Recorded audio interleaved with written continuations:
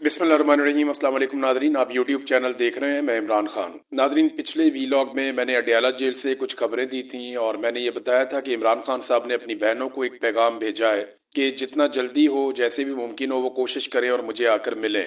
ये इमरान खान साहब कोशिश कर रहे हैं क्योंकि उनका कोई पैगाम बाहर नहीं पहुंच रहा और वो किसी और पे भरोसा भी नहीं कर सकते।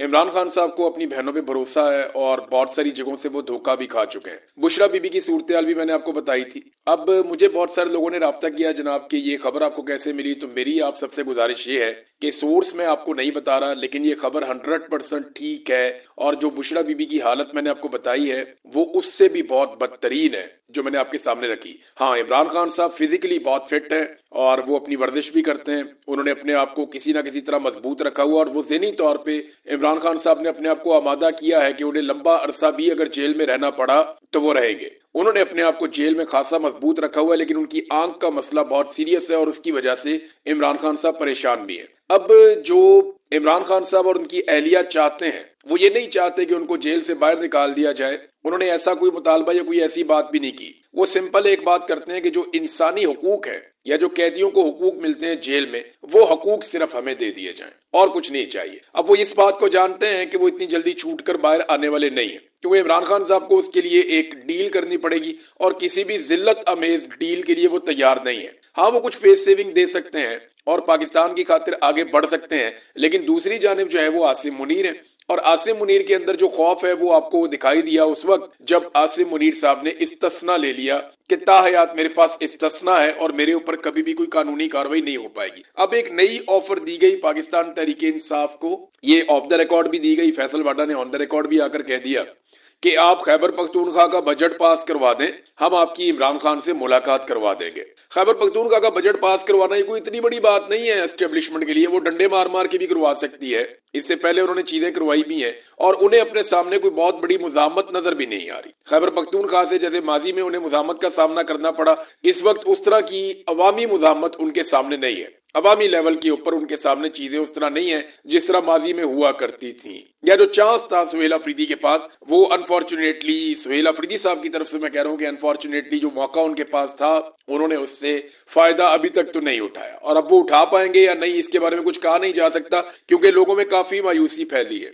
अलीमा खानम ने एक बयान दिया खैबर पख्तूनख्वा की हुकूमत से उनकी जब मुलाकात हुई तो उसके बाद उन्होंने एक स्टेटमेंट जारी किया। अलीमा खानम ने कहा कि गुज़िश्ता रोज हमारी फैमिली ने इस्लामाबाद हाई कोर्ट में खैबर पख्तूनख्वा के वुज़रा से मुलाकात की। इस मुलाकात में इमरान खान के तमाम कानूनी और जायज जेल हकूक की बहाली के लिए आवाज उठाने वाले इक़दाम पर तफसीली तबादला ख्याल हमने किया।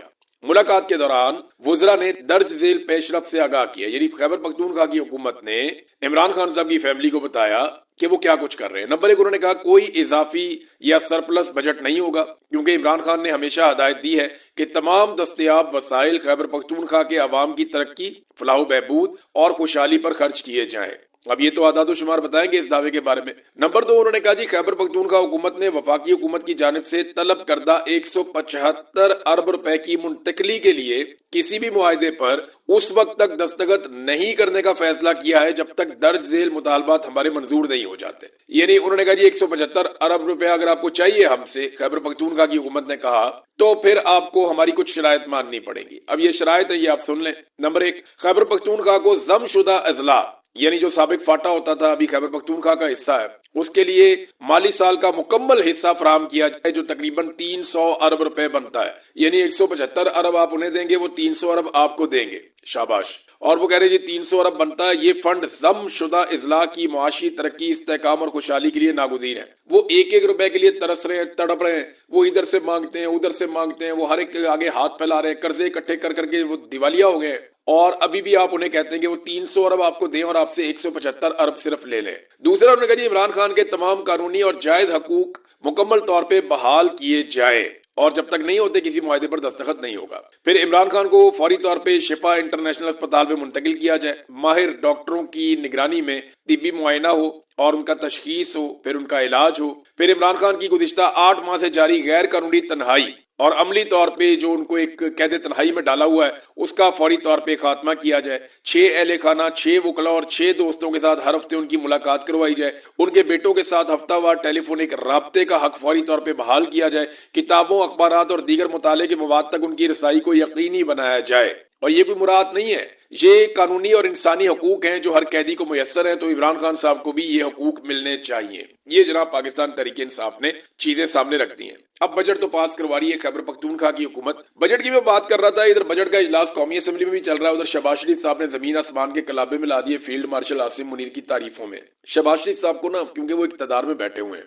ان کو اس بات کا آئیڈیا ہی نہیں ہے کہ یہ سارے جملے اور جتنی انہوں نے اپنی زبان سے بوٹ پالش کی ہے الفاظ کی صورت میں، یہ ان کے اوپر واپس برسے گی اور ان کے خاندان کی سیاست کے اوپر برسے گی۔ یہ سوشل میڈیا کا دور ہے، ایک ایک چیز ریکارڈ ہو گئی ہے۔ ایسا نہیں ہے کہ آپ پی ٹی وی کا ریکارڈ ختم کر دیں گے تو آپ کو بھٹو کی تقریریں غائب ہو جائیں گی یا کچھ آپ کو ملے گا نہیں، یہ سارا کچھ یہاں پہ ریکارڈ میں موجود رہے گا۔ آپ کو اس کا سامنا کرنا پڑے گا شہباز شریف صاحب، یہ جتنے آپ نے گڑھے کھود دیے نا اپنے آنے والی نسلوں کے لیے، جب پاکستان میں فری اینڈ فیئر الیکشن ہوگا، لوگ آپ کو فوج کے ٹاؤٹ کے طور پہ دیکھیں گے اور لوگ آپ سے نفرت کریں گے، کیونکہ پاکستانی ہمیشہ اینٹی اسٹیبلشمنٹ موقف اپنائیں گے۔ یہ تو اب ہو چکا ہے، آپ جو مرضی کر لیں۔ ادھر الٹے سیدھے شعر بھی پڑھ دیے شہباز شریف صاحب نے، ٹکا کے جوتے پالش کیے، یہ چیزیں ان کے سامنے آئیں گی، ان کو آئیڈیا نہیں، اور جو اصل کام ہے کرنے والا وہ یہ کرتے نہیں ہے، اور جو کام ان کے کرنے والا نہیں ہے وہاں پہ یہ آگے بڑھ بڑھ کے چودھری بنتے ہیں۔ ابھی امریکہ نے اور ایران نے دونوں نے ان کو فارغ کروا دیا۔ یہ جہاز سوئٹزرلینڈ کے جناب ہم بڑے چودھری بننے جا رہے ہیں، ہم کریں گے جناب میزبانی۔ انہوں نے کہا تم کون ہوتے ہو میزبانی کرنے والے؟ انہوں نے آپس میں خود ہی معاہدہ کر کے ان کو فارغ کر دیا، ایک پیپر بھیج دیا، اس پہ سائن کر لینا۔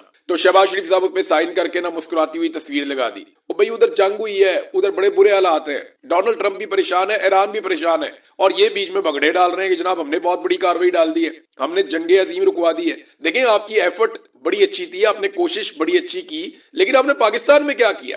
آپ کو اگر پاکستانی اپریشیٹ کریں گے تو اس بات پہ نہیں کریں گے کہ آپ فلانے ملک کے اندر آپ کی کتنی عزت ہے، یا فلانے ملک کے اندر آپ کی کتنی جائیداد ہے، یا فلانا ملک آپ کی کتنی بات سنتا۔ نہیں، پاکستانی آپ کی اس بات پہ عزت کریں گے کہ آپ پاکستانیوں کی کتنی عزت کرتے ہیں، وہ آپ کی اس بات پہ عزت کریں گے یا تعریف کریں گے کہ آپ نے پاکستانیوں کے لیے کیا کیا۔ ٹکے کا کام انہوں نے پاکستانیوں کے لیے نہیں کیا۔ یہ جو معاہدہ ہوا ہے امریکہ اور ایران کے بیچ میں، ناظرین یہ بھی اس وقت خطرے میں ہے۔ میں آپ کو اس کا ریزن بتاتا ہوں۔ اسرائیل نے لبنان کے اوپر ایک بڑا خوفناک اٹیک کر دیا ہے، اور وجہ اس کی بنائی کہ جناب ان کے 4 فوجی مارے گئے اسرائیل کے، اور اس اٹیک کے اندر جو اب تک اطلاعات آ رہی ہیں ہمارے پاس الگ الگ میڈیا سے، 35 خواتین اور بچوں سمیت 35 لوگ وہاں پہ شہید ہوئے لبنان میں۔ یہ آپ ان کے چہرے بھی دیکھ سکتے ہیں، بالکل معصوم لوگ ہیں، بچے بھی ہیں، خواتین بھی ہیں ان کے اندر۔ اب یہ تو کوئی جنگجو نہیں ہے نا، ان کا تو حزب اللہ سے تعلق نہیں ہو سکتا، لیکن جب بمباری ہوتی ہے اور اوپر سے جہاز آ کر بم پھینک کر جاتے ہیں یا میزائل مارے جاتے ہیں، تو پھر نیچے کون ہے کون نہیں ہے یہ تو مارنے والے کو آئیڈیا نہیں ہوتا زیادہ تر۔ اور اسرائیل اس بات کی پرواہ بھی نہیں کرتا کہ وہاں پہ کولیٹرل ڈیمیج ہو رہا ہے یا وہاں پہ سویلین جو ہے وہ شہید ہو رہے ہیں، انہیں اس بات کی پرواہ بھی نہیں۔ بڑے سخت انہوں نے بیانات بھی دیے ہیں۔ یہ 35 لوگ شہید ہو گئے، 60 لوگ وہاں پہ زخمی ہو گئے۔ اب ایران جو ہے وہ شدید غصے میں، کچھ اطلاعات کے مطابق ایران نے وہاں پہ آبنۂ ہرمز کی ایک مرتبہ پھر بندش بھی کی ہے، اور امریکہ کو بڑا سخت پیغام بھی بھجوایا کہ جناب یہ دیکھیں اسرائیل جو ہے وہ معاہدے کی خلاف ورزی کر رہا ہے۔ ہمارے معاہدے کا یہ حصہ تھا کہ اسرائیل لبنان کے اوپر حملہ نہیں کرے گا، لیکن بڑا خوفناک حملہ لبنان کے اوپر کیا گیا، 35 لوگ بچوں اور خواتین سمیت مار دیے گئے۔ اب ایرانی فوج تیاری کر رہی ہے اسرائیل پہ حملے کے لیے، لیکن کیا امریکہ دوبارہ سے لڑے گا؟ اس کا جواب نہ میں آپ کو دیتا ہوں۔ ایک ڈاکومنٹ چھپا ہے، باقاعدہ ایک خبر ہے وال سٹریٹ جرنل کی امریکہ میں۔ اس خبر کے مطابق پینٹاگون نے امریکی پارلیمان سے مزید پیسے مانگے، اور پیسے انہوں نے مانگے ہیں کہ ان کو جو خسارہ ہوا ایران جنگ کی مد میں اس کو پورا کرنے کے لیے انہیں یہ پیسہ چاہیے۔ یعنی ایران کے ساتھ امریکہ نے جو جنگ لڑی اس کا نقصان پورا کرنے کے لیے پینٹاگون نے، یعنی جیسے ہمارے یہاں پہ GHQ ہے جنرل ہیڈ کوارٹر فوج کا، اسی طرح وہاں پینٹاگون ہے امریکہ میں، تو انہوں نے امریکہ کی پارلیمنٹ سے مزید پیسہ مانگ لیا۔ یہاں پہ تو وزیر اعظم دے دیتا نا پیسہ جیسے مرضی، وہ خود بھی لے لیتے ہیں، لیکن وہاں پہ پارلیمنٹ دیتی ہے پیسہ۔ تو امریکی پارلیمان سے جو انہوں نے پیسہ مانگا وہ $80 ارب ہے۔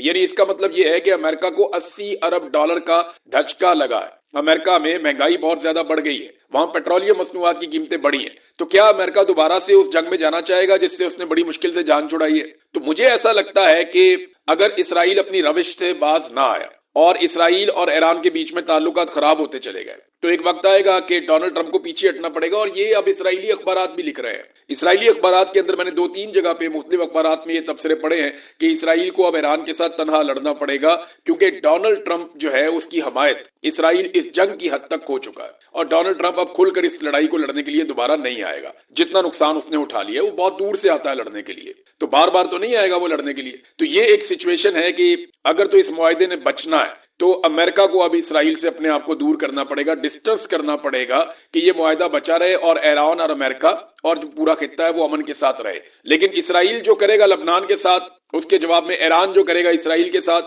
وہ ایک چیپٹر ہی پورا الگ ہو جانا چاہیے. دیکھتے ہیں کیا ہوگا، جو بھی ہوگا ہم آپ کے ساتھ اس کو شیئر کر دیں گے. تو ناظرین، جہاں پہ انہوں نے کام کرنا چاہیے پاکستان کی حکومت وہاں پہ کام کر نہیں رہی. ذرا آپ یہ دیکھیں نا، تعلیم اور صحت کے شعبے میں پاکستانیوں کے ساتھ پاکستان کی سرکار نے کیا کیا. یہ دیکھیں، میں آپ کے سامنے دو خبریں رکھ، یہ دونوں کے اندر ڈیٹا ہے. نمبر ایک تو آپ یہ دیکھیں کہ پاکستان میں جو تعلیم کے لیے بجٹ ہے فی کس، یعنی ایک آدمی کی تعلیم کے اوپر پاکستان کتنا پیسہ خرچ کرتا ہے، اس کا موازنہ کر لیتے ہیں خطے کے تمام ممالک کے ساتھ، یعنی چائنا کے ساتھ، بھارت کے ساتھ، سری لنکا کے ساتھ، بنگلہ دیش کے ساتھ، نیپال، بھوٹان، سب کے ساتھ ہم کر لیتے ہیں موازنہ کہ کون کتنا پیسہ خرچ کر رہا ہے اپنے لوگوں کی تعلیم پر. چین جو ہے وہ اپنے ایک شخص کی تعلیم کے اوپر $425 خرچ کر رہا ہے. $425 اچھی خاصی رقم ہے. یعنی اگر آپ پاکستانی پیسوں میں دیکھیں تو یہ $1.25 سے اوپر بنتا ہے، $1.25 کے آس پاس. تو چین اپنے ہر شہری کے اوپر $425 خرچ کر رہا ہے. بھوٹان جو ہے وہ $251 خرچ کر رہا ہے.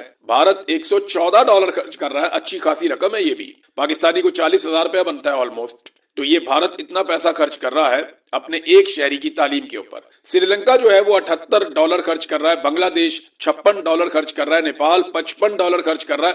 اور سب سے کم پیسہ جو خرچ کر رہا ہے اپنے شہریوں کی تعلیم کے اوپر وہ پاکستان ہے اس پورے ریجن میں، وہ ہے $32. اندازہ کیجئے کہ چین خرچ کر رہا ہے $425. انڈیا کتنا خرچ کر رہا ہے $114. اور پاکستان کتنا خرچ کر رہا ہے $32. پاکستان کے بعد نیپال ہے، وہ بھی $55 فی کس خرچ کر رہا ہے، یا فی بندہ تعلیم کے اوپر وہ $55 خرچ کر رہا ہے. اور پاکستان کتنے $32. جب تعلیم کے اوپر آپ کی توجہ ہی نہیں ہے تو آپ نے قوم کیا خاک بنانی ہے. جب تک آپ نوجوانوں کو تعلیم نہیں دیں گے. اور سب سے اچھی ریشو نوجوانوں کی پاکستان کے اندر ہے. پاکستان میں 65% آبادی نوجوانوں کی ہے جن سے فائدہ اٹھایا جا سکتا تھا. بہت بڑی تعداد میں نوجوان ہیں، لیکن تعلیم کے اوپر پاکستان سب سے کم پیسہ خرچ کر رہا ہے. آج ذرا ہیلتھ کے اوپر کہ ہیلتھ پہ پاکستان کتنا پیسہ خرچ کر رہا ہے. چین جو ہے وہ اپنے ہر شہری کی ہیلتھ کے اوپر $763 خرچ کر رہا ہے. $763 ہر شہری کی صحت کے اوپر خرچ کر رہا ہے. بھوٹان جو ہے وہ $162 خرچ کر رہا ہے. سری لنکا 134، بھارت $85، نیپال $84،